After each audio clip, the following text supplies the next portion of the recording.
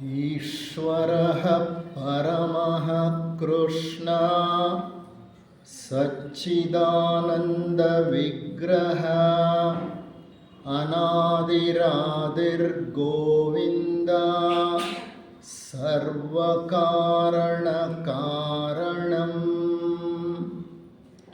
ಎಲ್ಲ ಕಾರಣಗಳಿಗೂ ಮೂಲ ಕಾರಣಕರ್ತನಾದ ಪರಮಾತ್ಮನಿಗೆ ನಮಸ್ಕರಿಸುತ್ತಾ, ಎಲ್ಲ ಜೀವನ್ಮುಕ್ತ ಋಷಿಗಳ ಪಾದಗಳಿಗೆ ಪ್ರಣಾಮಗಳನ್ನು ಸಲ್ಲಿಸುತ್ತಾ, ಎಲ್ಲರ ಅಂತರಂಗಗಳಲ್ಲಿ ಅಂತರ್ಯಾಮಿಯಾಗಿ ನೆಲೆಸಿರುವ ಆ ದಿವ್ಯ ಚೈತನ್ಯಕ್ಕೆ ವಂದಿಸುತ್ತಾ, ಸೋದರ ಸೋದರಿಯರೇ, ಆತ್ಮೀಯರೇ, ಇಂದು ಸೃಷ್ಟಿಗೆ ಸಂಬಂಧಪಟ್ಟ ಹಾಗೆ ಒಂದು ಸರಣಿ ಉಪನ್ಯಾಸವನ್ನು ಪ್ರಾರಂಭ ಮಾಡಲಿದ್ದೇನೆ.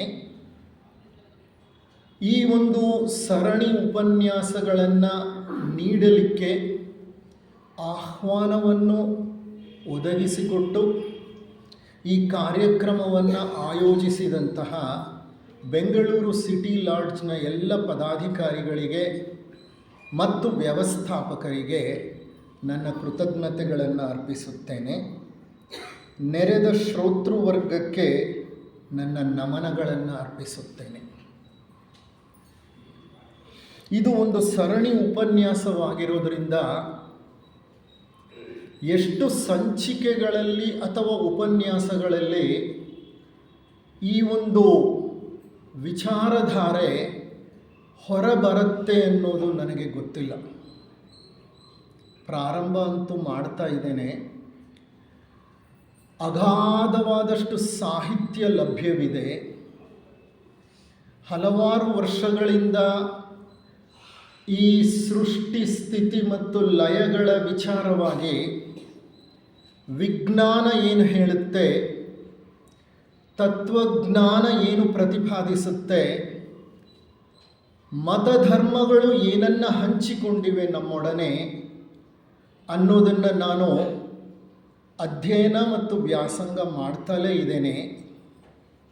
ಆದರೆ ಸಾಗರದಷ್ಟು ಜ್ಞಾನವಿದೆ.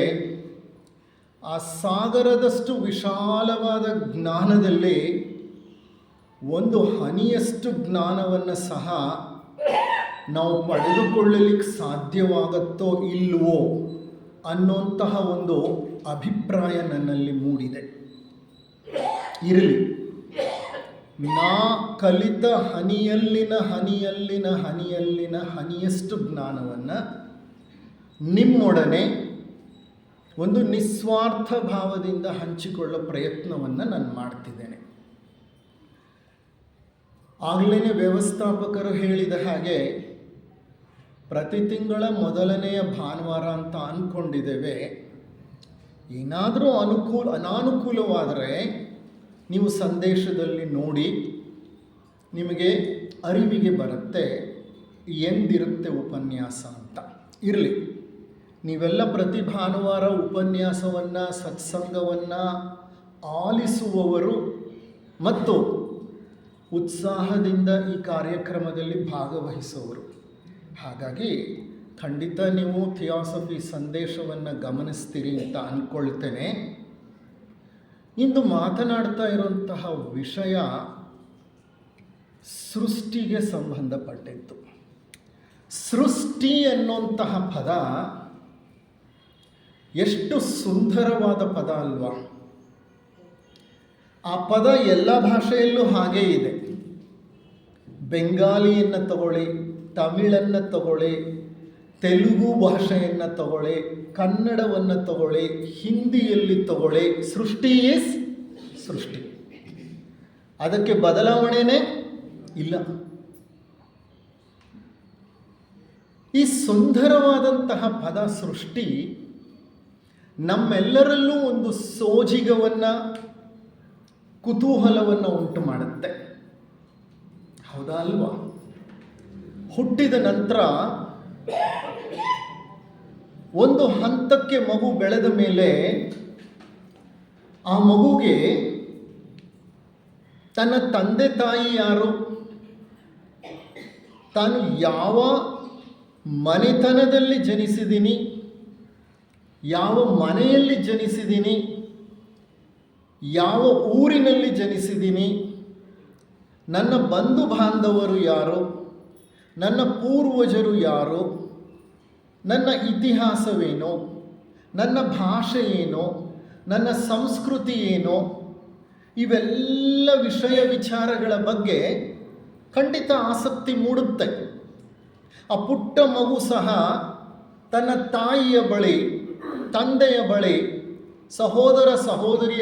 ಸಹೋದರಿಯರ ಬಳಿ ತನ್ನ ಜನ್ಮಕ್ಕೆ ಸಂಬಂಧಪಟ್ಟ ಹಾಗೆ, ತನ್ನ ಇತಿಹಾಸಕ್ಕೆ ಸಂಬಂಧಪಟ್ಟ ಹಾಗೆ, ತನ್ನ ಪ್ರಸ್ತುತ ಪ್ರಪಂಚಕ್ಕೆ ಸಂಬಂಧಪಟ್ಟ ಹಾಗೆ ಹಲವಾರು ಪ್ರಶ್ನೆಗಳನ್ನು ಕೇಳಿ ತಿಳಿದುಕೊಳ್ಳುವ ಒಂದು ಪ್ರಯತ್ನವನ್ನು ಮಾಡುತ್ತೆ.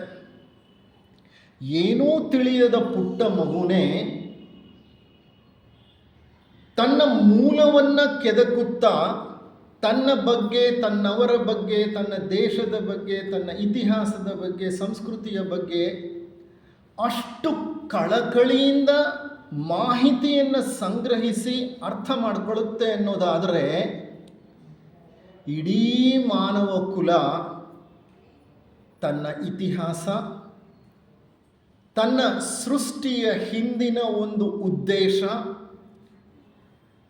ತನ್ನ ಪೂರ್ವಜರ ಒಂದು ಇತಿಹಾಸ ಮತ್ತು ಸೃಷ್ಟಿಗೆ ಸಂಬಂಧಪಟ್ಟಂತಹ ಹಲವಾರು ಆಯಾಮಗಳನ್ನು ಅರ್ಥ ಮಾಡಿಕೊಳ್ಳುವ ಅವಶ್ಯಕತೆ ಇದೆಯಾ ಇಲ್ವಾ ಗಮನಿಸಿ ನೋಡಿ.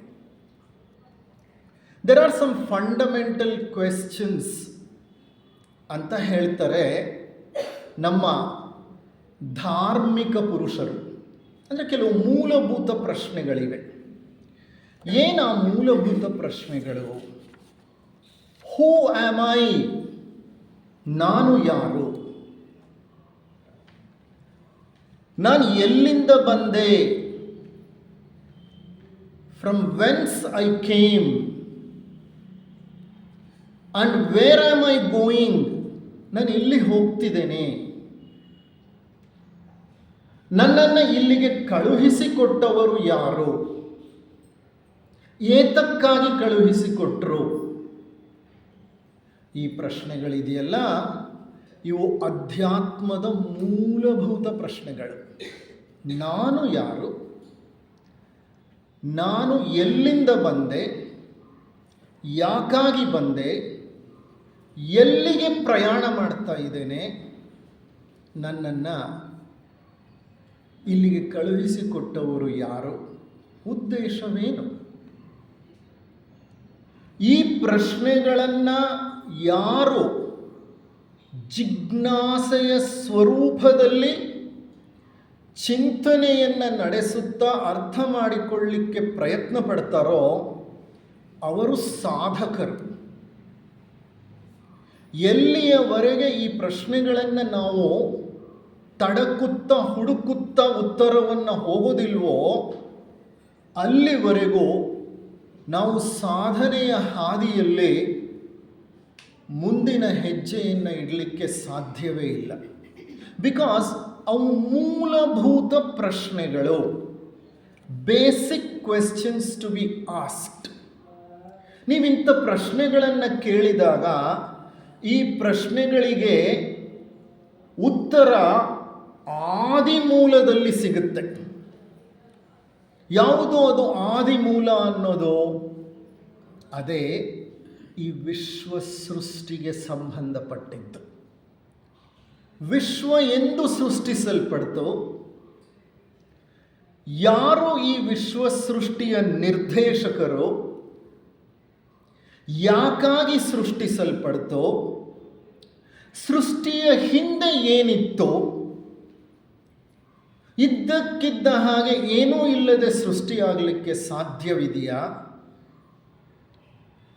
ಹಾಗಾದರೆ ಸೃಷ್ಟಿ ಪೂರ್ವದಲ್ಲಿ ಏನಾದರೂ ಇತ್ತು ಅನ್ನೋದಾದರೆ ಅದೇನದು? ಹೇಗಿತ್ತು? ಎಲ್ಲಿತ್ತು? ಅದು ಸೃಷ್ಟಿಯಾಗಿ ವ್ಯಕ್ತವಾಗಲು ಯಾಕೆ ಬಯಸ್ತು? ಕಾರಣವೇನು? ಇಂಥ ಪ್ರಶ್ನೆಗಳು ಬಹಳ ಚಿಂತಕರನ್ನು ಕಾಡಿದೆ. ದಾರ್ಶನಿಕರು ಅಂದರೆ ಚಿಂತಕರು, ಫಿಲಾಸಫರ್ಸ್. ಜಗತ್ತಿನಲ್ಲಿ ಹುಟ್ಟಿ ಬದುಕಿ ಬಾಳಿದಂತಹ ಬಹಳಷ್ಟು ದಾರ್ಶನಿಕರು, ಚಿಂತಕರು ಈ ಪ್ರಶ್ನೆಗಳಿಗೆ ಉತ್ತರವನ್ನು ಕಂಡುಹಿಡಿಯಲು ತಮ್ಮ ತತ್ವಶಾಸ್ತ್ರದ ಆಧಾರದ ಮೇಲೆ ಸಾಕಷ್ಟು ಪರಿಶೋಧನೆಗಳನ್ನು ನಡೆಸಿದರು. ಈ ಪ್ರಶ್ನೆಗಳು ವಿಜ್ಞಾನಿಗಳನ್ನು ಇಂದಿಗೂ ಕಾಡ್ತಿದೆ. Lot of researchers are even now researching on the mystery of creation. ಸೃಷ್ಟಿಯ ಹಿಂದಿನ ರಹಸ್ಯವೇನು ಅಂತ ತಿಳ್ಕೊಳ್ಳಿಕ್ಕೆ, ಸೃಷ್ಟಿಯ ಒಂದು ಅನಾವರಣವನ್ನು ಮಾಡಲಿಕ್ಕೆ, ಅನ್ಫೋಲ್ಡಿಂಗ್ ದ ಕ್ರಿಯೇಷನ್ ಮಾಡಲಿಕ್ಕೆ ಬಹಳ ವಿಜ್ಞಾನಿಗಳು ಉತ್ಸುಕರಾಗಿ ಹಲವಾರು ದಶಕಗಳಿಂದ ದುಡಿತಾ ಇದ್ದಾರೆ. ಬರೀ ಚಿಂತಕರಿಗೆ ಮತ್ತು ವಿಜ್ಞಾನಿಗಳಿಗೆ ಮಾತ್ರ ಅಲ್ಲ ಈ ಮೂಲಭೂತ ಪ್ರಶ್ನೆಗಳು ಬಹಳ ಮುಖ್ಯ ಅಂತ ಅನ್ನಿಸಿದ್ದು. ಸನಾತನ ಕಾಲದಿಂದಲೂ ಈ ಮತಧರ್ಮಗಳನ್ನು ಅನುಸರಿಸುತ್ತಿರುವ ಧಾರ್ಮಿಕ ಪುರುಷರಿಗೂ ಧಾರ್ಮಿಕ ನಾಯಕರಿಗೂ ಈ ಪ್ರಶ್ನೆ ಕಾಡಿದೆ. ಈ ಪ್ರಶ್ನೆಗೆ ಉತ್ತರವನ್ನು ಕಂಡುಹಿಡ್ಕೊಳ್ಳಿಕ್ಕೆ ಋಷಿ ಮುನಿಗಳು, ಸಂತ ಮಹಂತರು, ಸಿದ್ಧ ಪುರುಷರು ಬಹಳಷ್ಟು ಪ್ರಯತ್ನವನ್ನು ಮಾಡಿದ್ದಾರೆ. ಅಂದರೆ ಈ ಮೂಲಭೂತ ಪ್ರಶ್ನೆಗಳು they constitute the common playground for religious leaders, for philosophers and for scientists. ಮೂವರಿಗೂ ಅತಿ ಮುಖ್ಯವಾಗಿ ಬೇಕಾದಂತಹ ಸತ್ಯ ಇದು. ಯಾವುದು? ಸೃಷ್ಟಿಯ ಹಿಂದೆ ಅಡಗಿರುವ ಸತ್ಯ ಅದೇನು ಅಂತ ಎಲ್ರಿಗೂ ಬೇಕು. ಎಲ್ಲರೂ ಇದಕ್ಕೋಸ್ಕರ ಬಹಳಷ್ಟು ಸಾಧನೆಯನ್ನು ಮಾಡಿದ್ದಾರೆ, ಪರಿಶ್ರಮವನ್ನು ಬಳಸಿದ್ದಾರೆ. ವಿಜ್ಞಾನ ಇಂದ್ರಿಯಗಳ ಮೂಲಕ ತನಗೆ ದೊರೆತ ಮಾಹಿತಿಯನ್ನು ಪರಿಶೋಧಿಸಿ ಸೃಷ್ಟಿಯ ಒಂದು ಕಥೆಯನ್ನು ಬಿಚ್ಚಿಡುತ್ತೆ.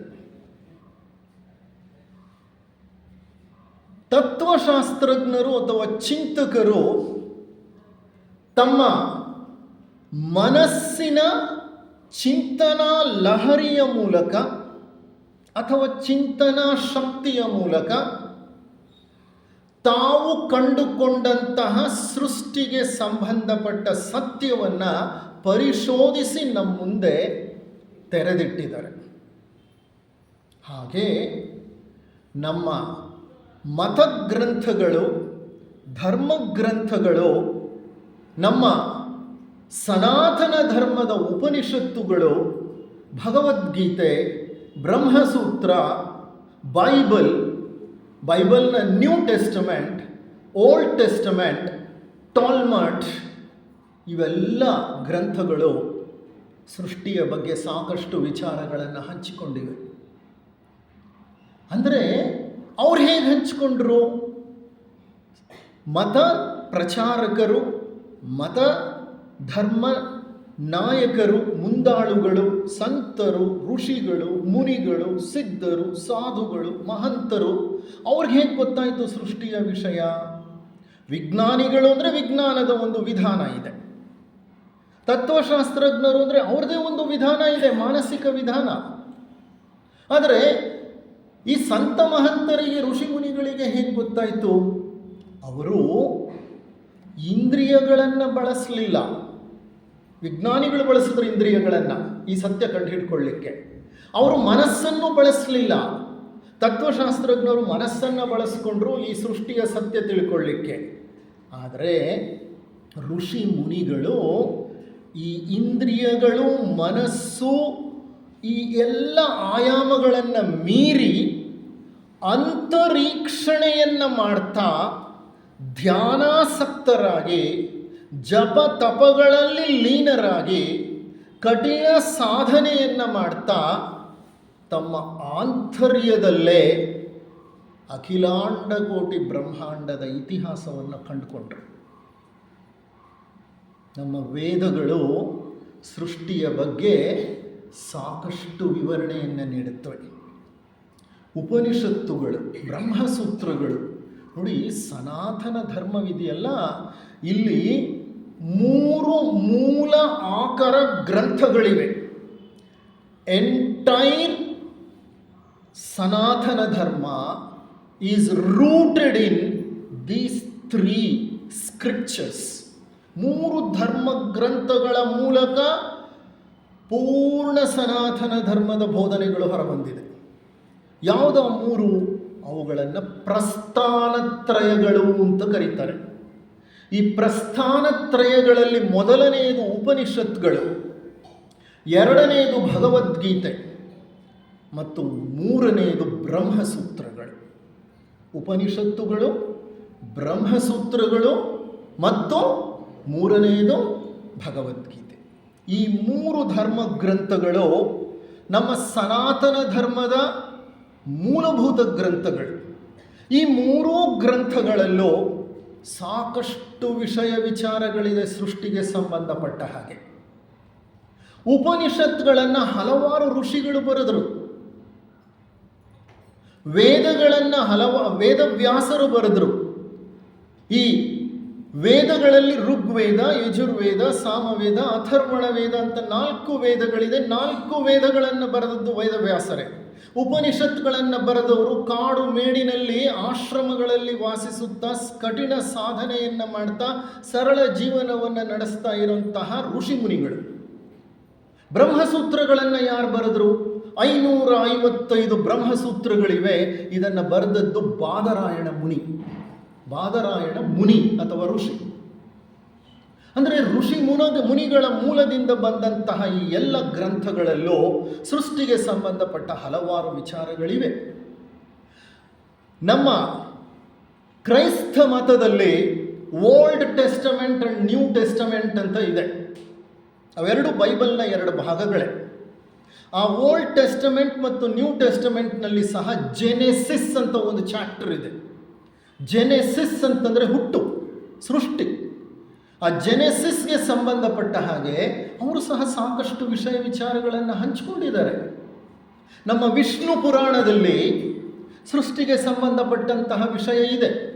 ವಿಷ್ಣು ಪುರಾಣ ಅಂದರೆ ಪುರಾಣಕ್ಕೆ ಬರ್ತಿದ್ದೀನಿ ನಾನು. ವೇದ, ಉಪನಿಷತ್, ಬ್ರಹ್ಮಸೂತ್ರಗಳಲ್ಲದೆ ಪುರಾಣಗಳಲ್ಲೂ ಈ ವಿಷಯ ಇದೆ. ಶ್ರೀಮದ್ ಭಾಗವತದಲ್ಲೂ ಅಲ್ಲಲ್ಲಿ ಸಾಕಷ್ಟು ವಿಷಯ ವಿಚಾರಗಳಿದೆ ಇದಕ್ಕೆ ಸಂಬಂಧಪಟ್ಟ ಹಾಗೆ. ಇವಲ್ಲದೆ ಕಾಶ್ಮೀರಿ ಶೈವ ಸಂಪ್ರದಾಯಸ್ಥರು ಬಿಂದು ನಾದ ಸಿದ್ಧಾಂತ ಅಂತ ಒಂದು ಸಿದ್ಧಾಂತವನ್ನು ಹೇಳ್ತಾರೆ. ಆ ಬಿಂದು ನಾದ ಸಿದ್ಧಾಂತದಲ್ಲಿ ಸಹ ಸೃಷ್ಟಿಯ ಆಳ ವಿಚಾರಗಳನ್ನು ಅಡಗಿಸಿಟ್ಟಿದ್ದಾರೆ. ಅಂದರೆ ಸೃಷ್ಟಿಗೆ ಸಂಬಂಧಪಟ್ಟ ವಿಷಯ ವಿಚಾರಗಳಿಗೆ ಕೊರತೆ ಇಲ್ಲ, ವಿಪುಲವಾಗಿದೆ, ಹೇರಳವಾಗಿದೆ. ಅದಕ್ಕೆ ನಾನು ಆಗಲೇ ಹೇಳಿದ್ದು, ಸೃಷ್ಟಿಗೆ ಸಂಬಂಧಪಟ್ಟ ಹಾಗೆ ಬಹಳ ವಿಶಾಲವಾದಂತಹ ಜ್ಞಾನ ಲಭ್ಯವಿದೆ. ಅದೊಂದು ಸಾಗರ, ಜ್ಞಾನ ಸಾಗರ. ಅದರಲ್ಲಿ ಒಂದು ಹನಿಯನ್ನು ಸಹ ನಾವು ಸ್ವೀಕರಿಸಿ ಅರಗಿಸಿಕೊಳ್ಳಲಿಕ್ಕೆ ಈ ಜನ್ಮದಲ್ಲಿ ಸಾಧ್ಯವಾಗುತ್ತೋ ಇಲ್ವೋ ಅಂತ ನನ್ನ ಅಭಿಪ್ರಾಯವನ್ನು ಸಹ ಹೇಳಿದೆ. ಅಷ್ಟು ವಿಷಯ ವಿಚಾರಗಳಿದ್ರೂ ಸೃಷ್ಟಿ ಅನ್ನೋದು ಇಂದಿಗೂ ರಹಸ್ಯವೇ. ಯಾಕೆ ರಹಸ್ಯ?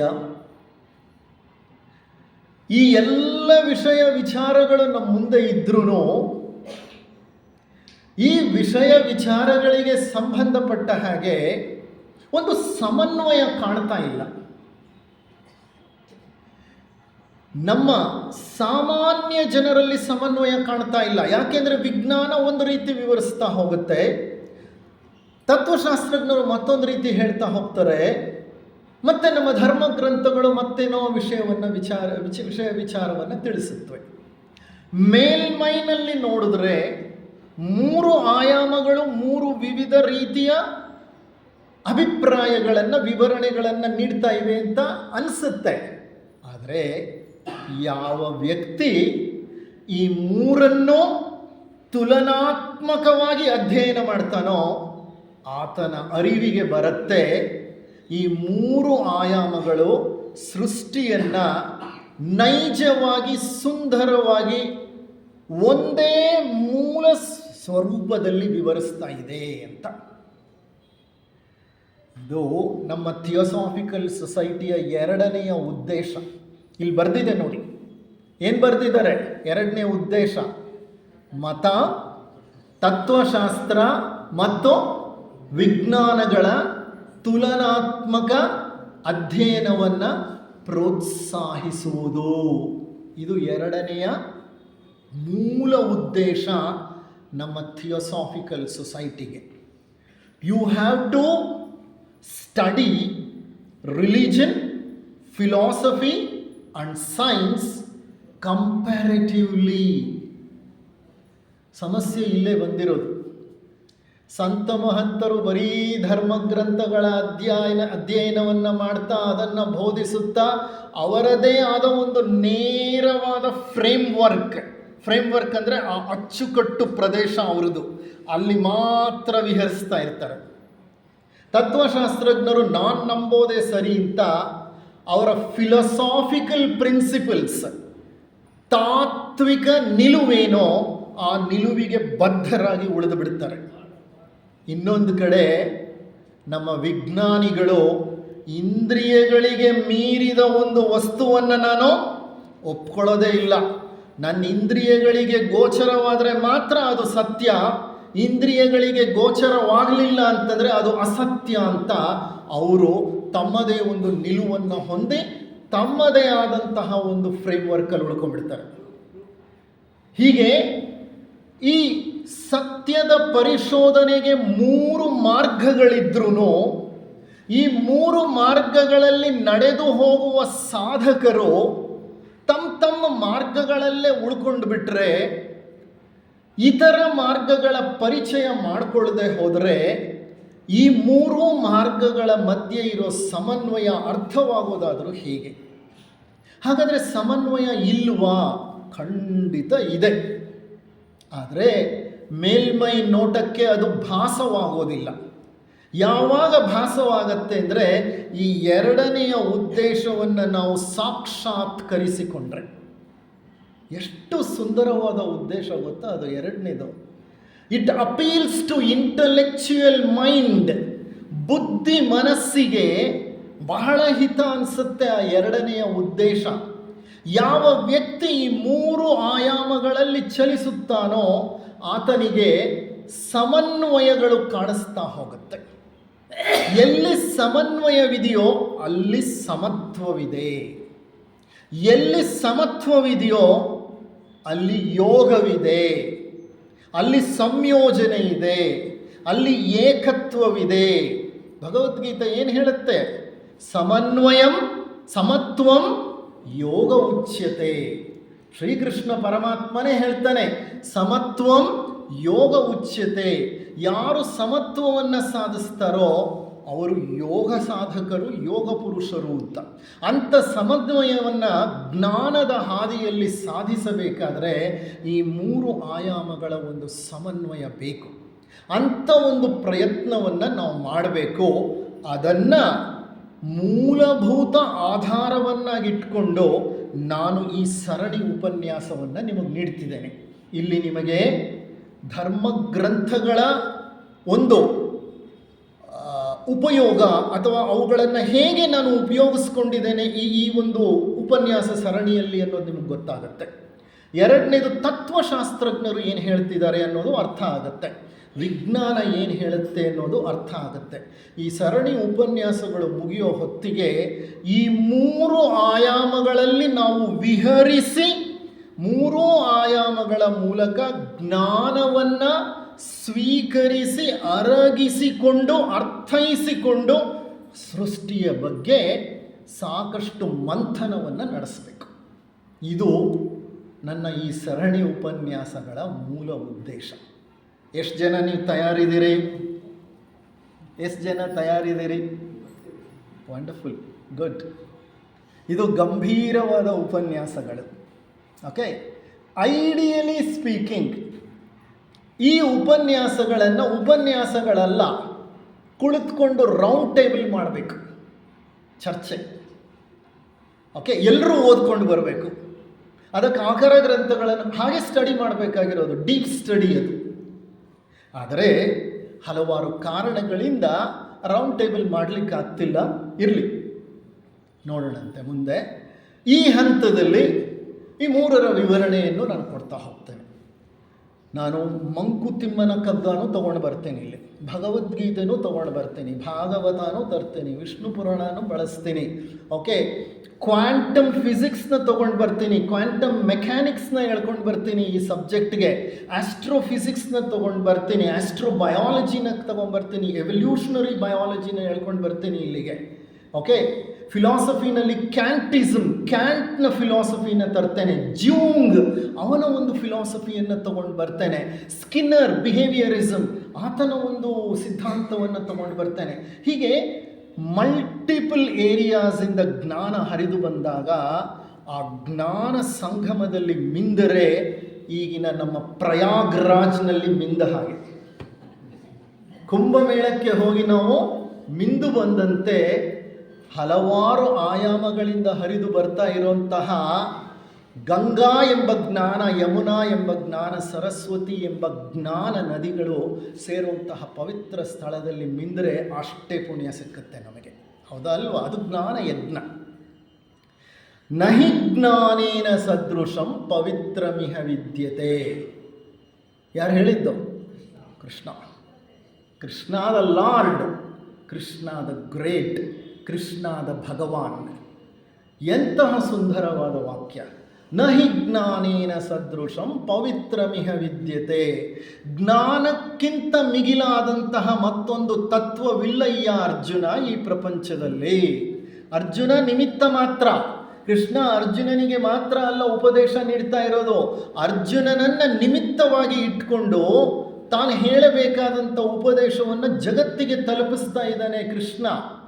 ಅಂದರೆ ಜ್ಞಾನಕ್ಕಿಂತ ಮಿಗಿಲಾದ ಮತ್ತೊಂದು ತತ್ವವಿಲ್ಲ, ಮತ್ತೊಂದು ಶಕ್ತಿ ಇಲ್ಲ. There is nothing which is more sublime and more powerful than knowledge. ಅಂಥ ಜ್ಞಾನ ಯೋಗದಲ್ಲಿ ಭಾಗವಹಿಸುವ ಒಂದು ಪ್ರಯತ್ನವನ್ನು ಮಾಡೋಣ ನಾವು ಈ ಸರಣಿ ಉಪನ್ಯಾಸದಲ್ಲಿ. ನಾನು ಸೃಷ್ಟಿ ಅನ್ನೋದು ಕಥೆ ಅಂತ ಕೊಟ್ಬಿಟ್ಟೆ ನಿಮಗೆ. ಅದು ಕಥೆನಾ ಅನ್ನೋದು ಮೂಲ ಪ್ರಶ್ನೆ. ಇರಲಿ, ಅದು ಕಥೆ ಅನ್ನೋದಕ್ಕೆ ಕಗ್ಗವನ್ನು ಬಳಸ್ತಾ ಅವರು ಕಥೆ ಅಂತ ಹೇಳ್ತಾರೆ. ಯಾಕೆ ಅಂತ ನೋಡೋಣ. ಇವೆಲ್ಲದರ ಮಧ್ಯೆ ಅತಿ ಮೂಲವಾಗಿ ತಗೊಂಡಿರುವಂತಹ ಒಂದು ಆಖರ ಗ್ರಂಥ ನಾನು ಗುಪ್ತ ಸಿದ್ಧಾಂತ, ಸೀಕ್ರೆಟ್ ಡಾಕ್ಟ್ರಿನ್. ಗುಪ್ತ ಸಿದ್ಧಾಂತ, it is called the magnum opus of madam Blavatsky. ನಮ್ಮ ಸ್ಥಾಪಕದ್ವಯರಲ್ಲಿ ಒಬ್ಬರಾದಂತಹ ಮ್ಯಾಡಮ್ ಬ್ಲಾವಾಟ್ಸ್ಕಿ ಅವರು ಬರೆದಂತಹ ಮ್ಯಾಗ್ನಮ್ ಓಪಸ್ ಅಂದರೆ ಉತ್ಕೃಷ್ಟ ಗ್ರಂಥ, ಮೇರು ಕೃತಿ. ಅದು ಎಂತಹ ಗ್ರಂಥ ಅಂದರೆ ಅವರೇ ಹೇಳ್ತಾರೆ, ಇದು ಮತ, ತತ್ವಶಾಸ್ತ್ರ ಮತ್ತು ವಿಜ್ಞಾನಗಳ ಸಂಗಮ ಅಂತ ಹೇಳ್ತಾರೆ. ಯಾರು? ಮೇಡಮ್ ಬ್ಲವಾಟ್ಸ್ಕಿ ಅವರು. 3 ಆಯಾಮಗಳನ್ನು ಅವರು ಈ ಒಂದು ಗ್ರಂಥ ಬರೆಯುವಾಗ ಬಳಸ್ಕೊಂಡಿದ್ದಾರೆ, ಆಧಾರವಾಗಿ ತಗೊಂಡಿದ್ದಾರೆ. ಈ ಗುಪ್ತ ಸಿದ್ಧಾಂತವನ್ನು ಅತಿ ಮುಖ್ಯ ಪ್ರಿಲಿಮಿನರಿ ಅಥವಾ ಪ್ರೈಮರಿ ಸೋರ್ಸ್ ಆಗಿ ಬಳಸ್ತಾ ಇದ್ದೀನಿ ನಾನು. ಗುಪ್ತ ಸಿದ್ಧಾಂತದ ಆಧಾರದ ಮೇಲೂ ಅರ್ಥ ಮಾಡ್ಕೊಳ್ತಾ ಇದ್ದೀವಿ. ಅದೇ ಮೂಲ ಗ್ರಂಥ ಈ ಸರಣಿ ಉಪನ್ಯಾಸದಲ್ಲಿ. ಇನ್ನಿತರ ಗ್ರಂಥಗಳು they are all supporting scriptures are supporting epics are supporting books ಅಂತ ಹೇಳ್ಬೋದು. ಇರಲಿ, ಈ ಗುಪ್ತ ಸಿದ್ಧಾಂತ ಕಬ್ಬಿಣದ ಕಡಲೆ. ನೀವು ಅದನ್ನು ತೆಗೆದು ಮೊದಲನೇ ಒಂದು ವಾಕ್ಯವನ್ನು ಓದಿದ್ರೂ ಸಹ ಅದು ನಮಗೇನು ಅರ್ಥ ಆಗಲ್ಲ. Even the first chapter, the first sentence. ಆದರೆ ಅಷ್ಟು ಕಬ್ಬಿಣದ ಕಡಲೆಯಾದ ಗುಪ್ತ ಸಿದ್ಧಾಂತವನ್ನು ಎಷ್ಟು ಸರಳಗೊಳಿಸಲು ಸಾಧ್ಯವೋ ಅಷ್ಟು ಸರಳಗೊಳಿಸುತ್ತಾ ನಾವೆಲ್ಲರೂ ಅರ್ಥ ಮಾಡಿಕೊಳ್ಳುವಂತಹ ಹಂತಕ್ಕೆ ಒಂದು ಪ್ರಯತ್ನವನ್ನು, ಅಂದರೆ ಆ ಒಂದು ಹಂತವನ್ನು ಸೃಷ್ಟಿಸಲು ನಾನೊಂದು ಪ್ರಯತ್ನವನ್ನು ಮಾಡ್ತಾ ಇದ್ದೇನೆ. ಹಿಂದೆ 2004 ಕ್ರಿಸ್ತ ಶಕ 2004 ಆವಾಗ ನಾನು ಸೃಷ್ಟಿಯಿಂದ ಲಯದವರೆಗೆ ಅಂತ 18 ಉಪನ್ಯಾಸಗಳನ್ನು ನೀಡಿದ್ದೆ. ಈ ಉಪನ್ಯಾಸಗಳಲ್ಲಿ ಸೃಷ್ಟಿಯಿಂದ ಲಯದವರೆಗೆ ಏನೇನಾಗುತ್ತೆ, ಏನೇನು ನಡೆಯುತ್ತೆ ಅನ್ನೋದನ್ನು ಗುಪ್ತ ಸಿದ್ಧಾಂತ ಮತ್ತು ಇನ್ನಿತರ ಕೆಲವು ಗ್ರಂಥಗಳ ಆಧಾರದ ಮೇಲೆ ನೀಡಿದ್ದೆ. ಈಗ ಮತ್ತಷ್ಟು ವ್ಯಾಸಂಗ ಅಧ್ಯಯನವನ್ನು ಮಾಡ್ತಾ ಮತ್ತಷ್ಟು ವಸ್ತು ವಿಚಾರಗಳನ್ನು ಸಂಗ್ರಹಿಸಿ, ಶೇಖರಿಸಿ, ಸಮನ್ವಯ ಮಾಡ್ತಾ, ಅರ್ಥೈಸಿಕೊಂಡು ಇನ್ನಷ್ಟು ವಿಶಾಲವಾಗಿ ಇದರ ಬಗ್ಗೆ ಚಿಂತನೆಯನ್ನು ನಡೆಸೋಣಂತೆ. 1-2 ಉಪನ್ಯಾಸಗಳು ಆಡಿಯೋ ವಿಷುಯಲ್ ಅಂದರೆ ಪ್ರೊಜೆಕ್ಷನ್ ಮೂಲಕ ಬರುತ್ತೆ. ಏಕೆಂದರೆ ಅದಕ್ಕೆ ಪ್ರೊಜೆಕ್ಷನ್ ಬೇಕೇ ಬೇಕಾಗುತ್ತೆ. ಆ ಒಂದು ಪ್ರಯತ್ನವನ್ನು ಮಾಡೋಣ. ಇರಲಿ. ಸೃಷ್ಟಿಕತೆ, ಕಟ್ಟುಕತೆ, ವಿಲಯ ಕತೆ, ಬರಿಯ ಕತೆ, ಹುಟ್ಟು ಸಾವುಗಳೊಂದೇ ಪುರುಳಿನೆರಡು ದೆಸೆ, ನಿತ್ಯ ಪರಿವರ್ತನೆಯೇ ಚೈತನ್ಯ ನರ್ತನೆಯೇ ಸತ್ಯ ಜಗದಲ್ಲಿ ಕಾಣೋ ಮಂಕುತಿಮ್ಮ. ಮಂಕುತಿಮ್ಮನ ಕಗ್ಗ. ಕಗ್ಗದಲ್ಲಿ ಎಷ್ಟು ಕಗ್ಗಗಳಿದೆ ಗೊತ್ತಾ? ಸೃಷ್ಟಿ ಬಗ್ಗೆ, ಲಯದ ಬಗ್ಗೆ, ಸ್ಥಿತಿ ಬಗ್ಗೆ. ಇದು ಆಧುನಿಕ ಭಗವದ್ಗೀತೆ, ಮಂಕುತಿಮ್ಮನ ಕಗ್ಗ. ನಿಮ್ಮ ಎಲ್ಲ ಸಮಸ್ಯೆಗಳಿಗೆ ಪರಿಹಾರ ಸಿಗುವಂತಹ 2 ಗ್ರಂಥಗಳು ಅಂದರೆ ಒಂದು ಭಗವದ್ಗೀತೆ, ಇನ್ನೊಂದು ಆಧುನಿಕ ಭಗವದ್ಗೀತೆ, ಅದು ಮಂಕುತಿಮ್ಮನ ಕಗ್ಗ. ಈ 2 ಗ್ರಂಥಗಳಲ್ಲಿ ನಮಗೆ ಇರೋ ಎಲ್ಲ ಸಮಸ್ಯೆಗಳ ಪರಿಹಾರನೂ ಸಿಕ್ಕಿಬಿಡುತ್ತೆ. ಸೃಷ್ಟಿ ಬಗ್ಗೆ ಏನು ಹೇಳ್ತಿದ್ದಾರೆ ನೋಡಿ ಅವರು. ಸೃಷ್ಟಿಕತೆ, ಕಟ್ಟುಕತೆ, ವಿಲಯ ಕತೆ, ಬರಿಯ ಕಥೆ. ಅವ್ರ ಪ್ರಕಾರ ಸೃಷ್ಟಿ ಕಥೆನೇ. It's A story. ಆ್ಯಂಡ್ ಈಗ ನಾನು ಮಾಡೋ ಉಪನ್ಯಾಸಗಳು ಒಂದು ಕತೆ ಅಂತ ಅದರ ಅಭಿಪ್ರಾಯ. ಇರಲಿ, ನೋಡೋಣಂತೆ. ಸೃಷ್ಟಿ ಕತೆ, ಕಟ್ಟುಕತೆ, ಯಾರೋ ಕಟ್ಟಿರೋಂಥ ಕತೆ ಇದು. ವಿಲಯ ಕತೆ, ಬರಿಯ ಕತೆ. ಸೃಷ್ಟಿ ಒಂಥರ ಕತೆ ಆದರೆ ವಿಲಯ ಅಂದರೆ ಲಯ, ನಾಶ ಆಗೋದು. ಸೃಷ್ಟಿ ಇದ್ಮೇಲೆ ಲಯ ಇರಲೇಬೇಕಲ್ವ? ಹುಟ್ಟಿದ್ದೆಲ್ಲ ಸಾಯಲೇಬೇಕು, ಮೇಲೆ ಇರೋದೆಲ್ಲ ಕೆಳಗೆ ಬೀಳಲೇಬೇಕು, ಹೌದಾ ಅಲ್ವಾ? ಹಾಗಾಗಿ ಅವ್ರು ಹೇಳ್ತಿದ್ದಾರೆ ಸೃಷ್ಟಿ ಅನ್ನೋದು ಒಂದು ಕತೆ ಆದರೆ ವಿಲಯ ಅನ್ನೋದು ಮತ್ತೊಂದು ಕತೆನೇ, ಅದು ಬರೀ ಕತೆನೇ. ಹುಟ್ಟು ಸಾವುಗಳೆರಡು ಒಂದೇ ಪುರುಳಿನ 2 ದೆಸೆ.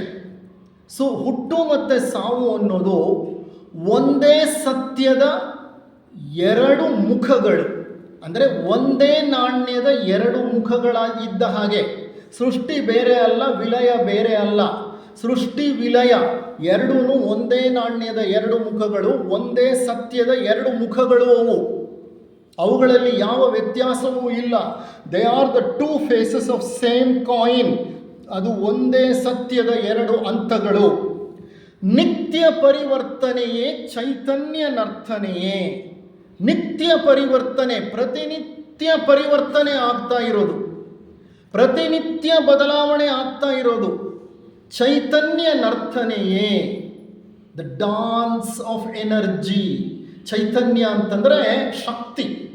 ಆ ಚೈತನ್ಯದ ನರ್ತನೆ, ದ ಡಾನ್ಸ್ ಆಫ್ ಎನರ್ಜಿ, ಅದೇ ಸತ್ಯ ಜಗದಲ್ಲಿ ಕಾಣೋ Mankutimma.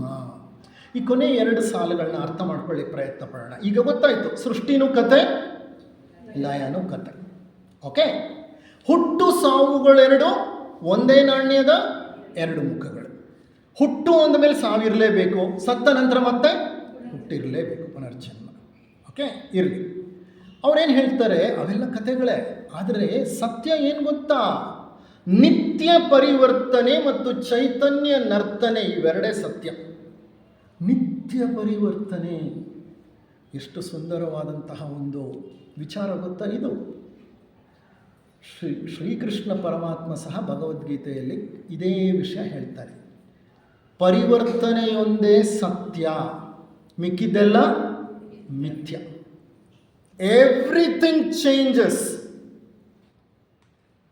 There is nothing constant but for change, which is the only constant. There is nothing constant. ಯಾವುದು ಕಾನ್ಸ್ಟೆಂಟ್ ಅಲ್ಲ, ಯಾವುದು ಬದಲಾವಣೆಯಾಗದೆ ಶಾಶ್ವತವಾಗಿರೋದು ಇಲ್ಲಿ ಯಾವುದೂ ಇಲ್ಲ. ಪ್ರತಿಯೊಂದು ಬದಲಾವಣೆ ಆಗ್ತಾ ಇದೆ. ಆ ಬದಲಾವಣೆಯೇ ಒಂದು ನಿಶ್ಚಿತ ಸತ್ಯ. ಅದಕ್ಕೆ ಅವರು ಹೇಳ್ತಾ ಇದ್ದಾರೆ ನಿತ್ಯ ಪರಿವರ್ತನೆಯೇ. ಈ ಜಗತ್ತೆಲ್ಲ ಪ್ರತಿನಿತ್ಯ ಪರಿವರ್ತನೆ ಹೊಂದುತ್ತಾ ಇದೆ. ನೋಡಿ, ನಾವು ಬೆಳಿಗ್ಗೆ ಎದ್ದಾಗ ನಮ್ಮ ಮನಸ್ಸಿನಲ್ಲಿ ಬಂದ ವಿಚಾರಗಳು ಯಾವುದು, ನಂತರ ಬಂದ ವಿಚಾರಗಳು ಯಾವುದು, ಅದರ ನಂತರ ಬಂದ ವಿಚಾರಗಳು ಯಾವುದು, ಈಗ ಇಲ್ಲಿ ಕೂತ್ಕೊಂಡು ನಾವು ಮಾಡ್ತಿರೋ ವಿಚಾರಗಳು ಯಾವುದು. ಒಂದೇ ವಿಚಾರ ನಮ್ಮ ಮನಸ್ಸಿನಲ್ಲಿ ಹಾದು ಹೋಗ್ತಿದೆಯಾ? ಕ್ಷಣ ಕ್ಷಣಕ್ಕೂ ನಮ್ಮ ಆಲೋಚನೆಗಳೇನಾಗ್ತಾ ಇದೆ? ಬದಲಾಗ್ತಾ ಇದೆ. ಹೌದಾ ಅಲ್ವಾ? ನಮ್ಮ ಭಾವನೆಗಳೇನಾಗ್ತಾ ಇದೆ?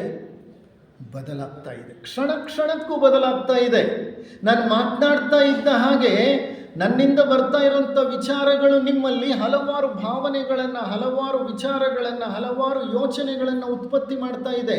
You are not constant. ಇದ್ದ ಹಾಗೆ ನೀವಿಲ್ಲ. ಕ್ಷಣ ಕ್ಷಣಕ್ಕೂ ಬದಲಾಗ್ತಿದೆ ಭಾವನೆಗಳು, ಕ್ಷಣ ಕ್ಷಣಕ್ಕೂ ಬದಲಾಗ್ತಿದೆ ಆಲೋಚನೆಗಳು.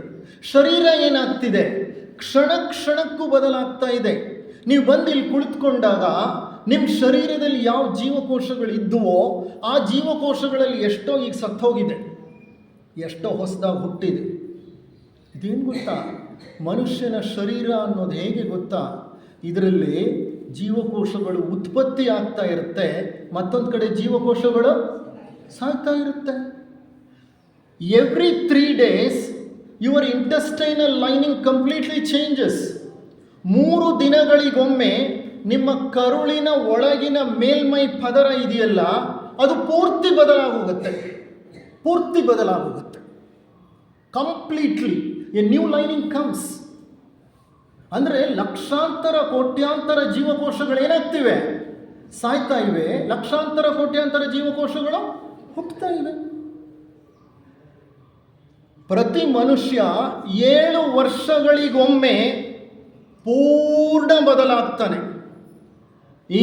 Once in 7 years the body is completely new.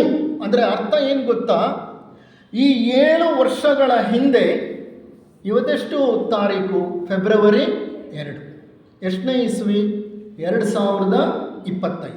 7 ವರ್ಷ ಹಿಂದೆ ಅಂತಂದರೆ 2018 ಫೆಬ್ರವರಿ 2. ಅದರ ಹಿಂದೆ ಇದ್ದ ಯಾವ ಜೀವಕೋಶಗಳೂ ಈಗ ನಿಮ್ಮಲ್ಲಿ ಇಲ್ಲ. ಅಂದರೆ ಸೆಲ್ ಟರ್ನ್ ಓವರ್ ಹೇಗಿರುತ್ತೆ ಅಂದರೆ, ನೀವು ಬಿಸ್ನೆಸ್ ಟರ್ನ್ ಓವರ್ ಕೇಳಿದ್ದೀರಿ. ಈಗ ನಾನು ಹೇಳ್ತಿರೋದು cell turn over, business turn over ಅಲ್ಲ. ಈ ಸೆಲ್ ಟರ್ನ್ ಓವರ್ ಹೇಗಿರುತ್ತೆ ಅಂದರೆ, once in 7 years the body completely changes.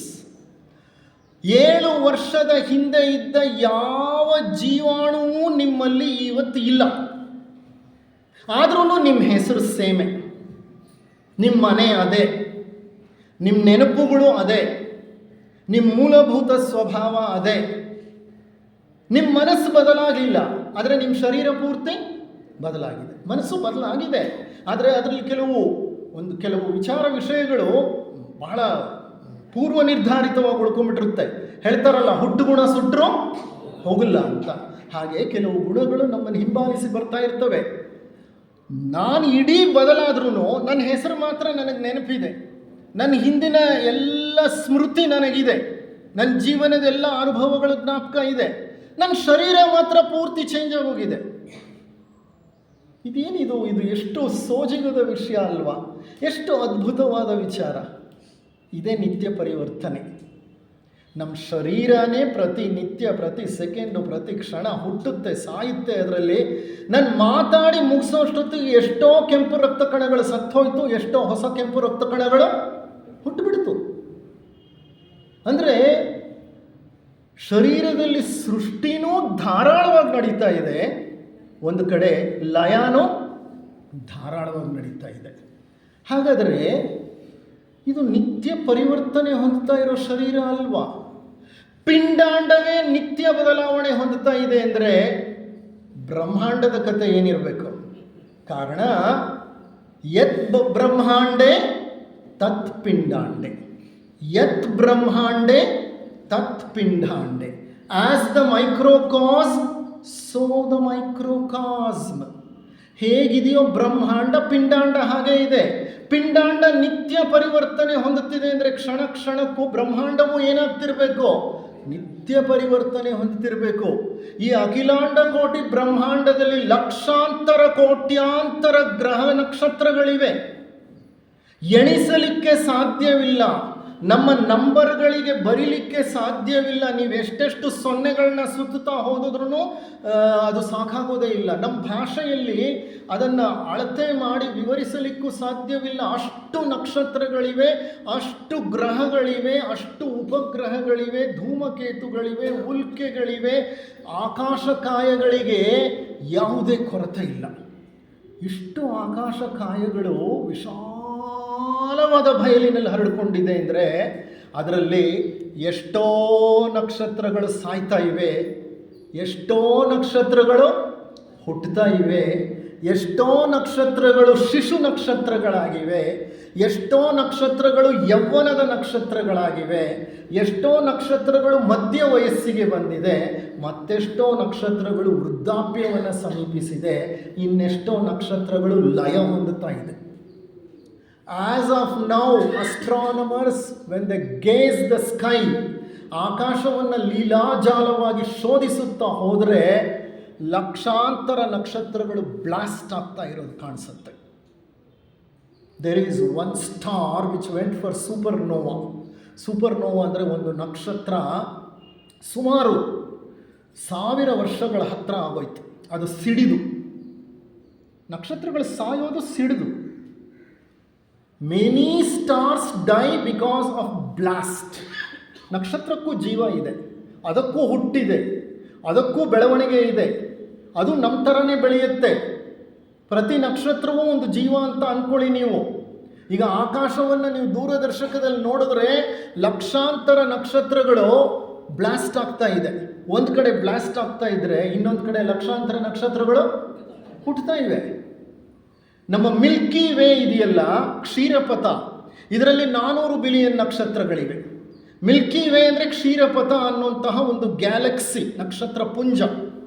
ನಾವು ಈ ಮಿಲ್ಕಿ ವೇಗೆ ಸೇರಿದವರು. ಕಾರಣ ನಮ್ಮ ಸೂರ್ಯ ಮಿಲ್ಕಿ ವೇನ ಒಬ್ಬ ಸದಸ್ಯ. ಈ ಮಿಲ್ಕಿ ವೇನಲ್ಲಿ 400 ಬಿಲಿಯನ್ ನಕ್ಷತ್ರಗಳು ಅಂದರೆ 40,000 ಕೋಟಿ ನಕ್ಷತ್ರಗಳು ನಮ್ಮ ಈ ವಿಶಾಲವಾದ ಮೈದಾನದಲ್ಲಿದೆ. 40,000 ಕೋಟಿ ನಕ್ಷತ್ರಗಳು.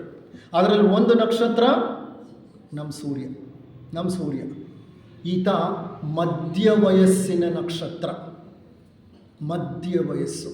ಈತ ಹುಟ್ಟಿ 4.5 ಬಿಲಿಯನ್ ಇಯರ್ಸ್ ಅಂದರೆ 450 ಕೋಟಿ ವರ್ಷಗಳಾಯಿತು ಸೂರ್ಯ ಹುಟ್ಟಿ. ಈತ ಇನ್ನು 450 ಕೋಟಿ ವರ್ಷಗಳ ಕಾಲ ಬದುಕ್ತಾನೆ, ಇರ್ತಾನೆ. ಆ ಕೊನೆಗೆ ಏನಾಗ್ತಾನೆ ಈ ಸೂರ್ಯ? ಬ್ಲಾಸ್ಟ್ ಆಗೋಗುತ್ತೆ, ವಿಸ್ಫೋಟವಾಗುತ್ತೆ. ಸೂರ್ಯ ಸಿಡಿದು ಬಿಡುತ್ತಾನೆ. ಆ ಮಹಾ ಸಿಡಿತವನ್ನು ಸೂಪರ್ನೋವಾ ಅಂತ ಕರೀತಾರೆ. ಏನಂತ ಕರೀತಾರೆ? ಸೂಪರ್ನೋವಾ.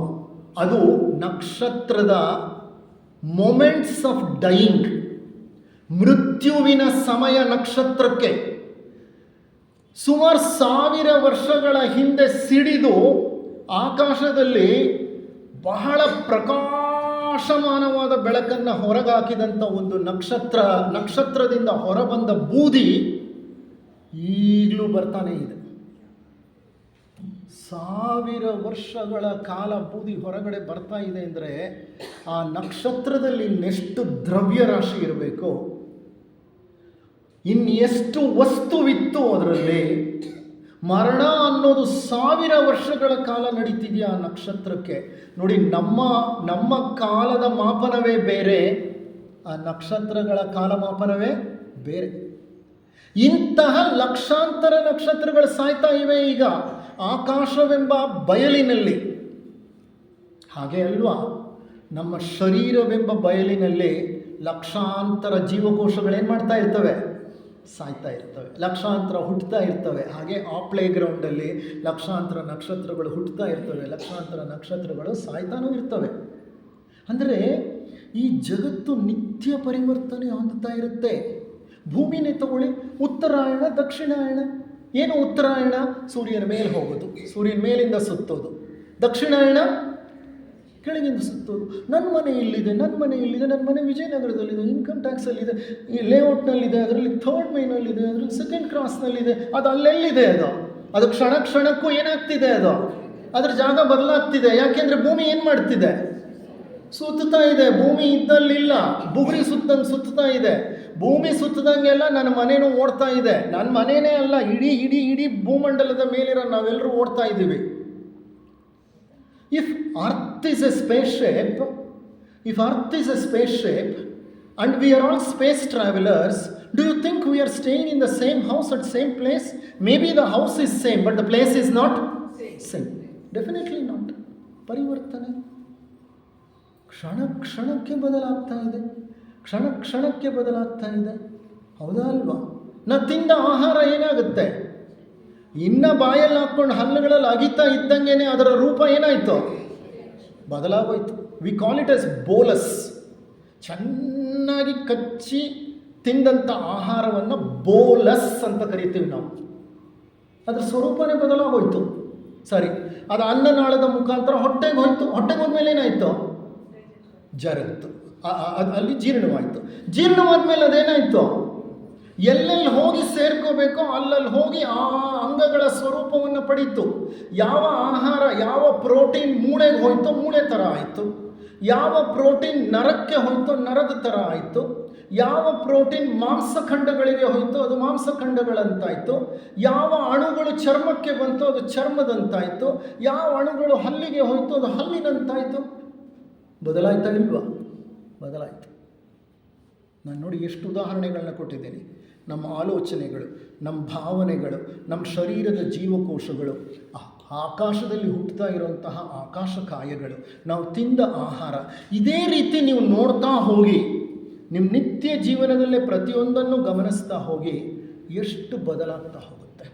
ಹೊಸ ಬಟ್ಟೆ ನೀವು ತಗೋತೀರಿ, ಎಷ್ಟು ಚೆನ್ನಾಗಿದೆ, ಎಷ್ಟು ಸುಂದರವಾಗಿದೆ, ಎಷ್ಟೊಳ್ಳೆ ಬಣ್ಣ ಇದೆ, ಎಷ್ಟೊಳ್ಳೆ ಡಿಸೈನ್ ಇದೆ, ವಂಡರ್ಫುಲ್ ವಂಡರ್ಫುಲ್, ನೀವು ಎಂಜಾಯ್ ಹಾಕ್ಕೋತೀರಿ, ಪದೇ ಪದೇ ಬಳಸ್ತೀರಿ. ಬಳಸ್ತಾ ಈಗ ನನ್ನ ಮದುವೆಯಲ್ಲಿ ನಾನು ತಗೊಟ್ಟಿದ್ದಂತಹ ಸೀರೆಗಳಿಗೆ ಏನಾಗಿದೆ ಕೇಳಿ ಆಕೆನ? ಏನಾಗಿದೆ? ಅದು ಏನಾಗೋಯ್ತು? ಪೂರ್ತಿ ಜೀರ್ಣವಾಗಿ ಬದಲಾಗೋಯ್ತು. ಆಯ್ತಾ ಇಲ್ವಾ? Everything changes. ಇದನ್ನೇ ಅವರು ನಿತ್ಯ ಪರಿವರ್ತನೆ, ವಸ್ತುವಾಗಲಿ, ವಿಷಯವಾಗಲಿ, ತತ್ವವಾಗಲಿ ಪ್ರತಿಯೊಂದು ಬದಲಾಗ್ತಾ ಹೋಗುತ್ತೆ, ಪ್ರತಿಯೊಂದು ಬದಲಾಗ್ತಾ ಹೋಗುತ್ತೆ. ಈ ನಿತ್ಯ ಪರಿವರ್ತನೆಯೇ ಚೈತನ್ಯ ನರ್ತನೆಯೇ. ಇವೆಲ್ಲ ಏನು ಗೊತ್ತಾ? Transformation of energy. ನಕ್ಷತ್ರದಲ್ಲಿದ್ದಂತಹ ಘನ ಪದಾರ್ಥ ಅನಿಲವಾಗಿ ಮಾರ್ಪಾಟಾಯಿತು.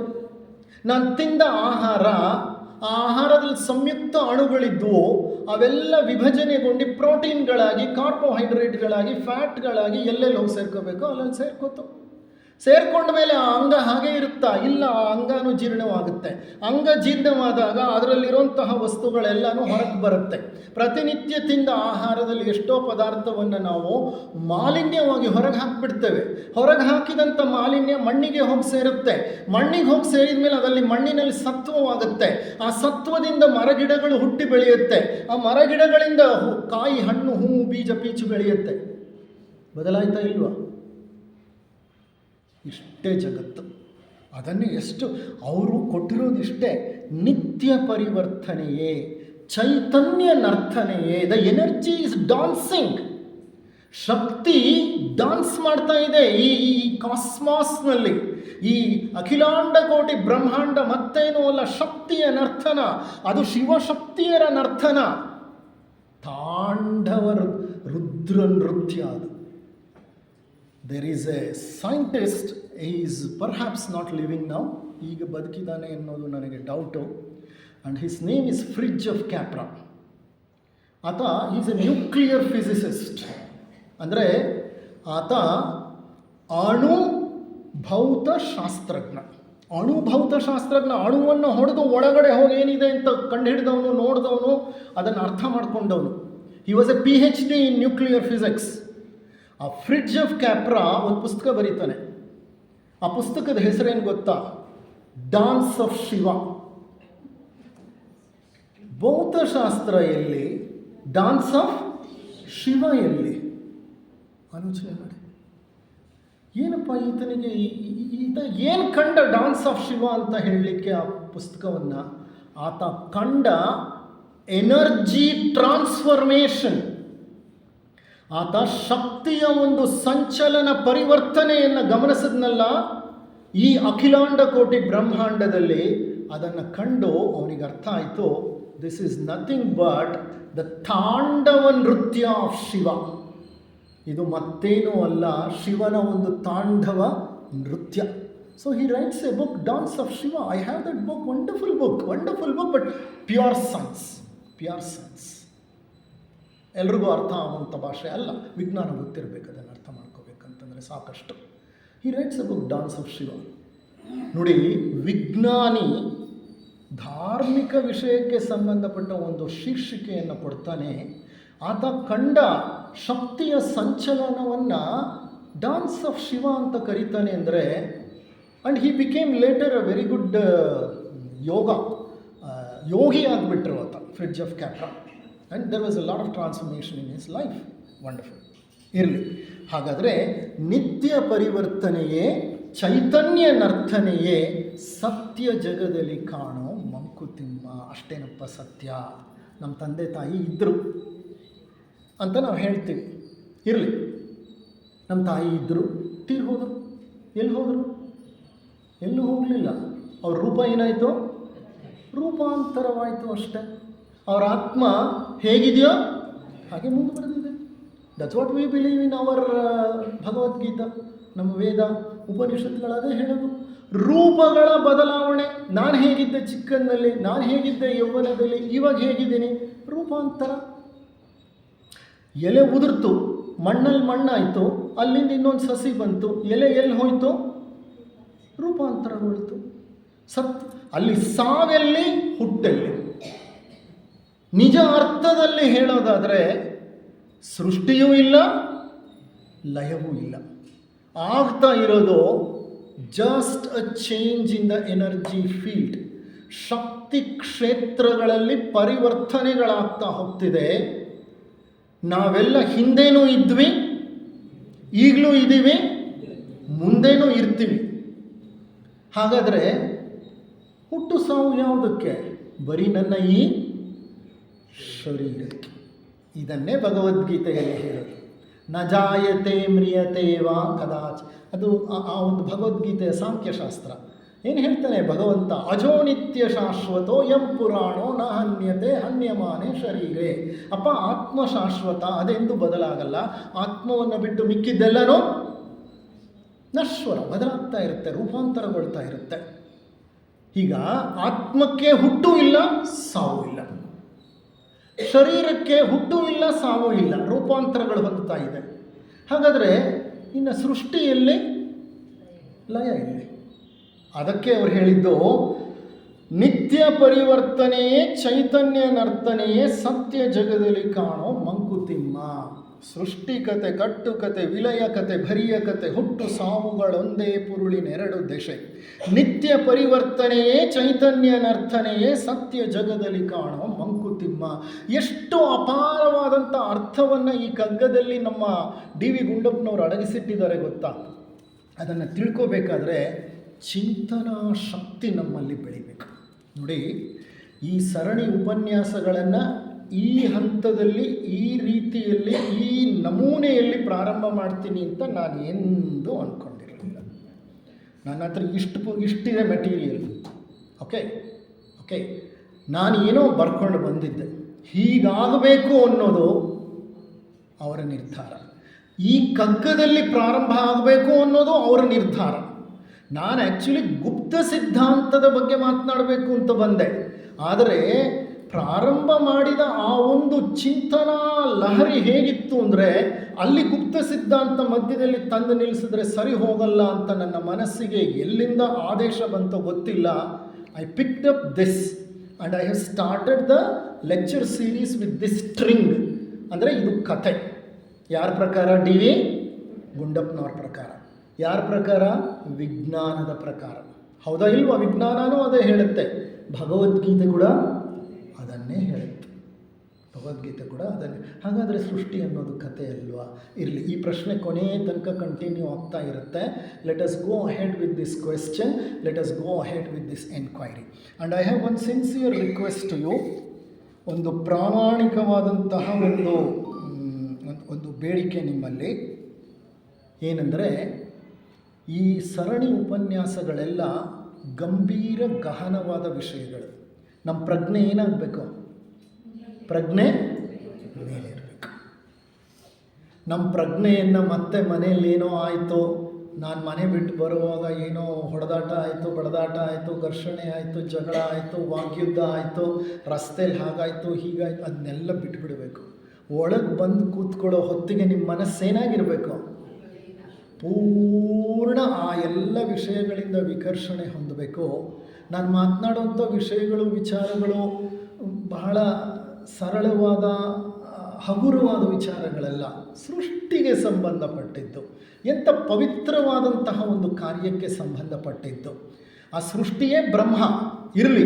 ಆ ಬ್ರಹ್ಮನ ಬಗ್ಗೆ ನಾವು ಜಿಜ್ಞಾಸೆ ನಡೆಸ್ತಾ ಇರುವಾಗ ನಮ್ಮ ಪ್ರಜ್ಞೆ ಖಂಡಿತ ಮೇಲೆ ಇರಬೇಕು. ಆ ಒಂದು ಪ್ರಯತ್ನವನ್ನು ನೀವು ಮಾಡ್ತೀರಿ, ಮಾಡಿ ಅಂತ ಕೇಳ್ಕೊಳ್ತಾ ಈ ಉಪನ್ಯಾಸವನ್ನು ಮುಕ್ತಾಯ ಮಾಡ್ತಿದ್ದೇನೆ. ನಿಮ್ಮೆಲ್ಲರಿಗೂ ನನ್ನ ಅನಂತಾನಂತ ವಂದನೆಗಳನ್ನು ಅರ್ಪಿಸುತ್ತೇನೆ.